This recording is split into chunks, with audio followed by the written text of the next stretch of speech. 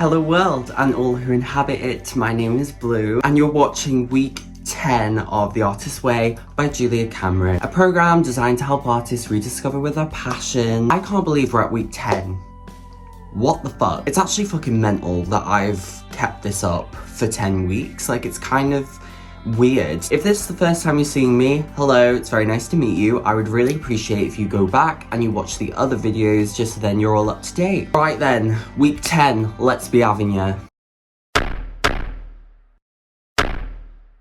So, week 10 is all about the traps we fall into when our creativity begins to wake up again. Because creativity is so spiritual and emotional, the dangers we face aren't external, they come from inside. Week 10 teaches us to notice the ways we block our own creativity and how to lovingly steer ourselves back onto the path. Julia Cameron opens up the reading pages for this week with dangers of the trail. Creativity, as we know, opens us up, and with that openness comes sensitivity. Sometimes, as soon as things start to flow, old patterns rush in to shut everything back down, and these patterns can look like anxiety, overthinking, sudden fear, wanting to quit, craving control. Julia shares that for so many people, the moment that things start to feel like they're going well, they experience a very strange inner backlash. Something feels too good or too vulnerable, so we choose to pull away. She compares it to the physical feeling of hunger, that uncomfortable emptiness that you get before nourishment. Many of us interpret that discomfort as a sign that we're doing something wrong, instead of seeing it as a natural next step for creative growth. She even describes this story of a woman who started crying when she got that creative flow after losing it for many years, because feeling good felt so unfamiliar that she started to panic. And that kind of shows how deep these patterns can go. One of the biggest blocks that Julia identifies is workaholism. Not workaholism, and that is a very socially approved addiction. We praise people for being constantly productive, but for artists, that obsession can actually kill your creativity. Many artists will use work to avoid their real feelings. We stay busy so we don't have to listen to that voice inside our head. We clean, organize, run errands, say yes to everything, all while avoiding the studio, the notebook,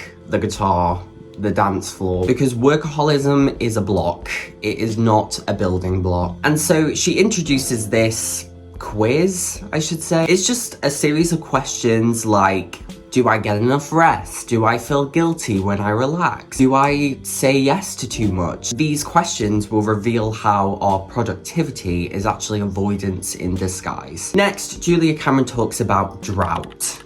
Now, every artist in the world will go through a creative drought. And droughts are periods where, you know, the well just feels a bit dry. But the danger isn't the drought itself, it's the stories that we tell ourselves about it. You know, for one time, your creativity might not flow as naturally as it usually does. And then you start to think, oh my God, I've lost it, I'm done, this is gonna be the last time. But droughts are natural. They are seasons. They're not verdicts. Sometimes our creativity can pull back because we're processing deeper changes. Droughts often mean that we're just gathering energy for the next part of our growth. And we have to remember that our job is not to force the flow. It's about trusting and being gentle with ourselves. The next section is titled Fame. Fame, Julia says, is one of the most dangerous fantasies you can have as an artist. Not because fame is bad, but because the idea of fame can derail the work itself. You know, you probably had a time when you've created something and you've gone,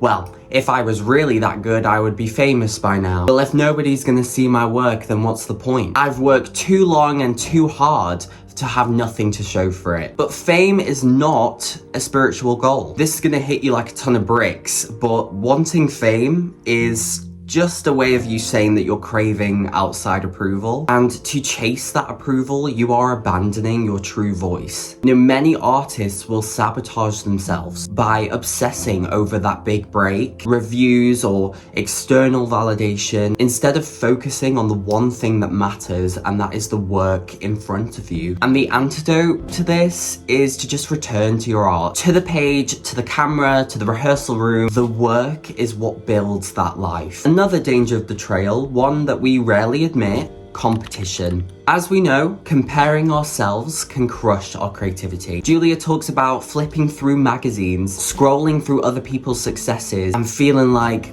we're never gonna measure up. We ask ourselves, why them? Why not me? What am I doing wrong? But competition is spiritual poison. It makes us forget that our art is unique. The creative world isn't a race, it's a landscape. There is room for everyone. When we compare, we disconnect from the things that we're meant to make. She writes that artists must learn to approve of themselves from within, to celebrate their own path and not mimic somebody else's. The work grows when we slow down. Throughout the chapter, Julia keeps returning to this truth. Self-protection isn't about hiding, it's about knowing when you're overwhelmed and then treating yourself with care. Sometimes we need to rest, sometimes we need boundaries, sometimes we need to say no. But the deeper goal is to stay connected to our creative source, not by force, but through trust. This week is about learning to stay on the trail without attacking ourselves, about knowing what derails us: workaholism, competition, fame, and choosing gentleness instead. When we understand our patterns, we stop blaming ourselves and we start to guide ourselves. We protect the part of us that creates. We learn to stop when we're exhausted, slow down when we're feeling anxious, and keep going when the fear tells us to quit. Self-protection is not withdrawal, it's wisdom, and it allows creativity to feel safe enough to return. Hi everyone, my hair's looking very crispy today. Looks like a pot noodle. I'm gonna be completing 2 tasks today. The first task is called The Dead Lies, and you're supposed to take a piece of paper and an envelope, and you're to cut it into 7 strips. And on each strip, you write 1 word, those words being alcohol, drugs, sex, work, money, food, and friends/family. You fold them up, you shake them around, and then you draw one at random. Whatever one that you pick, you have to list the ways that that thing has negatively impacted your life, and you are to do this 7 times.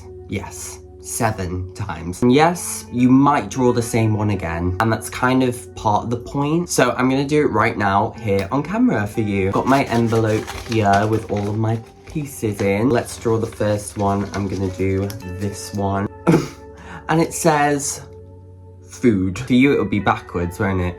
Okay, food. I was kind of hoping that I wouldn't start on this one, but shit happens. Unfortunately, I haven't had the most pleasant relationship with food, and that kind of links to my body, my mental health, an array of issues that I think has came from my unhealthy eating habit. Food, for the longest time, has been tied to anxiety. For some people, eating food is, for comfort. Was not the case for me. Food has been used for a battleground for control, controlling what goes in my body and what doesn't. It's affected how I see myself. I do just want to say though that I have definitely gotten better. Anyone out there who has had a difficult relationship with food will know that that never really ends. That journey is ever changing. Now in my life, I feel comfortable in my skin and my body. I don't feel like I have this overwhelming pressure to look a certain way. Okay, I'm gonna move swiftly on. Okay, this is number 2. I mean, just reiterating the same point. When you're a dancer, there is an expectation for you to maintain a healthy lifestyle and a healthy body. When I was in college, I was 16, they used to weigh us every week, which I get, but I fucking hated it. Hated queuing in a studio for you to stand on a scale and for them to tell you whether you need to lose weight or whether you need to gain it. When you're 16 years old, I don't think you're really thinking about your body. Well, I wasn't anyway, until I went to college and there was an expectation for you to look a certain way. It's just not it. It's just not it. I remember I was doing this project in college. I had to wear this costume. It didn't fit me. It was very small. I was told that this is the only costume, so you need to be able to fit. And being very young, your mind just goes 100 miles an hour. I need to lose this weight. How do I lose it quickly? I need to control what I'm eating. I'm not gonna talk anymore about this topic because it's upsetting me. I'm gonna move on. Okay, next one is sex. Sorry mum and sorry dad. I actually haven't had a lot of sexual experience, so I'm only drawing from a very tiny pool. From my past experiences, it's made it harder for me to trust people. I also feel like there's this pressure to like know what you're doing. As a gay man, I never learned about gay sex. That was just something they never taught. I lived in a very heteronormative community, so whenever there was sex ed classes, it was only ever taught for heterosexual relationships. Sometimes, when that's the case, you have to kind of learn for yourself. And unfortunately, I do think for gay people, we resort to pornography. But the way it's depicted in porn is like not like the actual thing at all. I would have really loved to have learned about it properly. They don't teach you about prep. They don't teach you about positioning, how to clean yourself. You know, none of that stuff. I think sex can be used sometimes as validation instead of connection. It can distract you from your self-worth. I think sometimes it can complicate friendship and boundaries. Okay, next one.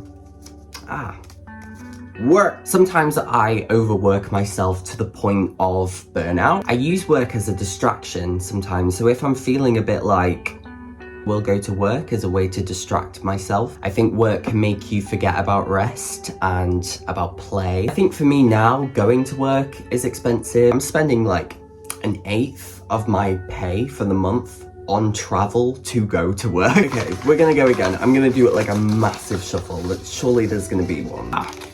Money, money, money. Sometimes I've turned down opportunities because I fear that I'm going to be in a very financially difficult situation if I were to do those opportunities. Sometimes I compare myself to other people who are financially secure. I think is the root of all my anxiety. Sometimes I equate my worth for how much I'm earning. I think it's made me play small creatively because I worry about stability and security. But one more, let's go. And it's work again. I think work can be quite monotonous. Because I worry about money, I will work twice as much just so I know that I'm secure. I mean, that kind of ties in the money and the work, but I think it's important to work with people that you like. I love my work now. I work with amazing people. But in previous jobs, sometimes when you're working with difficult people, it can make the job 10 times worse. But that's not the case now. I love my job and I love the people. That was 7 drawers, I think. That was uncomfortable. I can't lie. Task 2 is called the touchstones. This task is a lot more gentle. You're basically supposed to list 10 things that you love, and it's like tiny sensory kind of happiness that just makes you feel alive, makes you feel like yourself. It's those little things that you experience where you go, oh wow, this is life and life is beautiful. Watching the stars at night, I used to do it with my dad when I was little. Something so comforting about that. And growing up in North Wales, there's like barely any pollution in the air, which is kind of weird because I grew up next to an industrial plant and I lived like on a hill as well, so it felt, I don't know, felt closer. Now it's fucking shit. You can't see the stars in London because there's so much fucking pollution in the air. The smell of cold, crisp air, when it's like really cold outside and then you take one step out the door and then you're hit with this really fresh, cold, crispy air. I don't know what it is, but it just exudes comfort. I mean, music, pretty obvious one. Laughing with people, your friends, strangers, the city lights, oh my goodness. When I'm pissed, when I've been to the tube, sometimes I will take the long way home just so I can look at the city at night. Something so beautiful about that. I look at like a building, like an apartment complex, and you see all the people in the windows and you think, wow, each one of those people lives a life. Each one of those people like has a dream and like has a family and has a story. Sunsets, I love the sun, but when it's setting and it's got this gorgeous orangey pink light in the sky, oh my goodness. A blank notebook, just full of possibility. Clean sheets with shaved legs.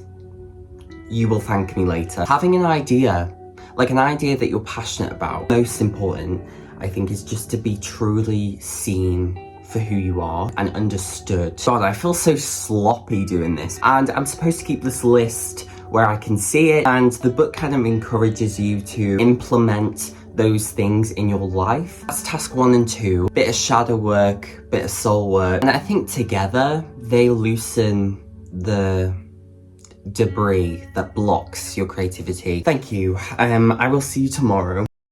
Hi everyone. I was supposed to do the tasks yesterday, but I didn't get any sleep. I don't feel 100%, I'm not gonna lie, my hair is a mess. I feel like I look a mess, but hey, we're pulling through. So task 3 is called The Awful Truth, and it's essentially some quick fire questions you need to answer truthfully. So I think how I'm gonna set it out is put the questions on the screen and then just answer them. Tell the truth. What habit gets in the way of your creativity? I think for me, it's perfectionism. Instead of actually making the thing, I plan the thing, and that is just an endless cycle. I rehearse ideas in my head instead of letting them live outside of me and bringing those ideas to life. What do you think might be the problem? I wait for some reason. I tell myself that I need more time and I need to improve more.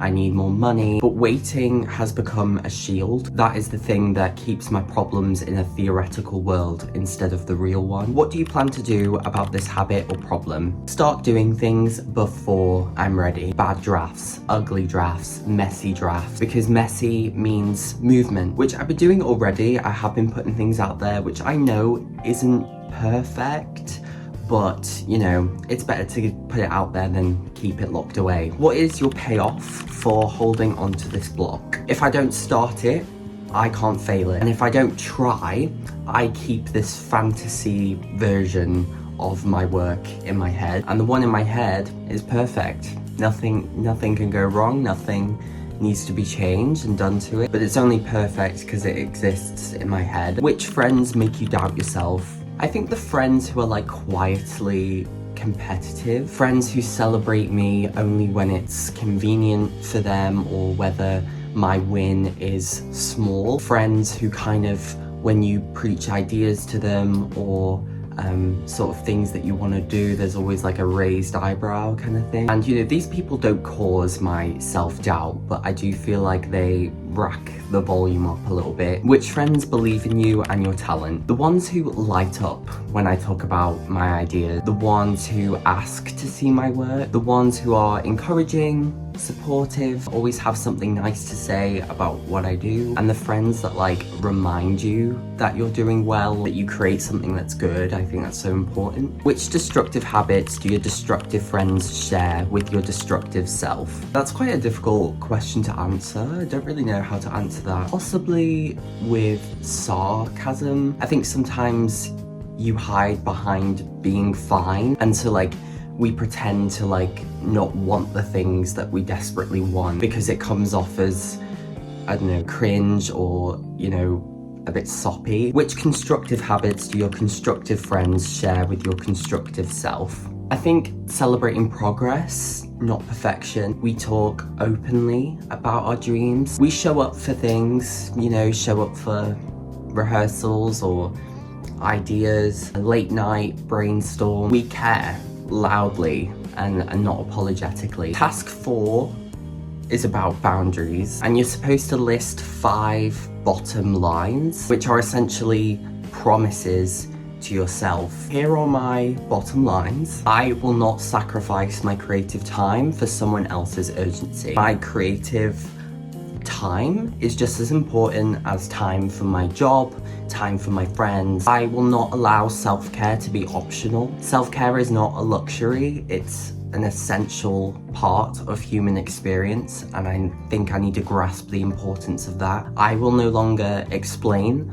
or shrink my ambition to make others feel comfortable. My dreams do not need permission. I will not take work, comparison, or stress home with me. Home is for safety, for creation, for rest time. When I'm at home, I should shut off from the outside world. And my last one is probably like, I will not allow other people's battles to interfere with my own. I think it's important to choose when you are available, and sometimes you subconsciously will take on other people's baggage and it's not yours to take. The last task for this week, yes, there's only 5 tasks, is called cherishing, and it's again some more questions, a reminder that creativity grows best when it is cared for. I have to list 5 small victories. I show up for this program even when sometimes I don't want to do it. I have been learning to switch negative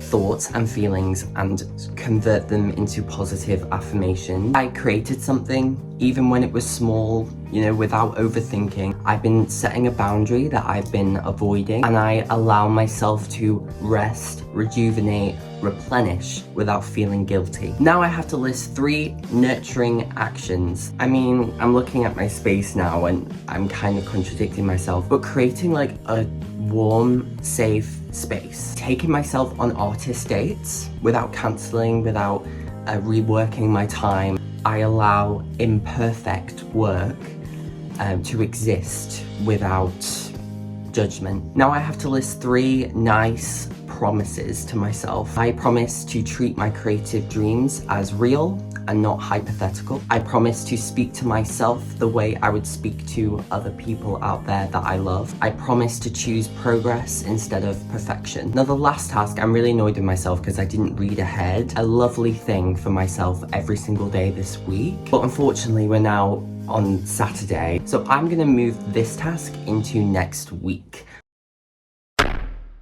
Hi everyone, Sunday, so let's do the check-in for the week. I'm like so tired today, like, you know when you're so tired that you feel sick? It's my own fault, I didn't get any sleep. I've had a rough time sleeping this week in general. I'm also gonna speak really quietly because I don't want to shout. I know I sound like a teacher when I say that. Okay, so to start with the morning pages, yes, I did do them every single day this week. However, this week I felt like there was a bit of a spike in not being very motivated to do them. Usually always have something to talk about, either what I did the day before, if I dreamt about something, if there's just something pondering on my mind, I will write it down. But this week was like the first time in a long time where I felt like nothing was coming to me at all, and I almost had to resort back to writing I don't know what to write, which was something that I did a lot in the first few weeks, but I couldn't particularly understand why that was coming up now. It's not like nothing's going on, like there is a lot going on in my life generally, but I just felt like I didn't want to write about that. So, you know, not a major issue, but I think it's just important to flag. Something that I did do differently this week for the morning pages was I started to write down some of the music that I've been listening to. I want to do that because then I can look back on this time, look at kind of what I've been listening to and see how that interlinks with how I'm feeling and what is going on in my waking reality. Look a little blurry to you, let me try and... Okay, that's better. I'm also wrapping the Ethel merch today. Okay, so that was pretty much the morning pages for this week. I did do something exciting this week, which I'm gonna count as my artist day. So I went to go and see CJ in the musical that she's doing at the moment. She is a swing in Here and Now, which is the Steps musical that is currently touring across the UK. Me and Jacob decided to go and see her. It was my second time seeing her, so I already got to see the show before, but that did not matter. It was just nice. Oh, weird, just turned off. We went to see her again, and it was nice. Oh, for fuck's sake. So yeah, I had a... Oh my god. Okay, I think we're back. I've just taken a few minutes to charge her up. As I was saying, CJ, yes, she was great. She did an amazing job. It was really nice to see her again after not seeing her for so long. Lovely outing, wasn't too far away. I got really drunk. So yeah, I'm not sure if there was any synchronicity this week. There's none that's like coming to me, so I don't think there was any that stuck out. However, I did get my photos back. If you remember in week 4 or 5, and here they are.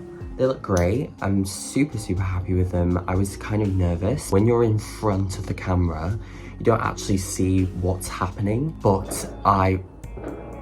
what is going on? Hopefully you can still hear me. The tasks for this week, it's quite rough this week, I can't lie. We're going back to those tasks where you're reflecting, especially the task where you had to pick the strips out of the envelope. Like, I'm being taken back to that place. I understand the importance of why Julia has put that task in the program, especially on a week like this, you know, recovering a sense of self-protection. But you know, even so, I think it's quite hard to do that, you know, for anyone's situation, if they're asked to talk about the ways something has negatively impacted their life. You know, the severity of that could change from person to person. But, you know, that's part of the program. You know, that's what I signed up for. I feel like this week has been a bit of an out-of-body experience. I feel like my mind has been elsewhere, you know, whether that's with work or other responsibilities that I have in my life. The program just kind of dipped further on the priority list, which it's a shame, but it happens. I did all the tasks, I did all my morning pages, I've done an artist day, like I've ticked the boxes, but I don't feel like I've fully immersed myself into this week. That's been week 10, you know, we have 2 weeks left, so I'm gonna make the most of the time we have left. I think that's everything that I need to say for the check-in. I can literally see my light going dimmer by the second, so I'm gonna wrap this up. Thank you so much for watching. As always, I hope your week was just as good as my week. We're doing week 11 next week, which is kind of fucking crazy. So yeah, hopefully I see you next time. Thank you so much. Goodbye.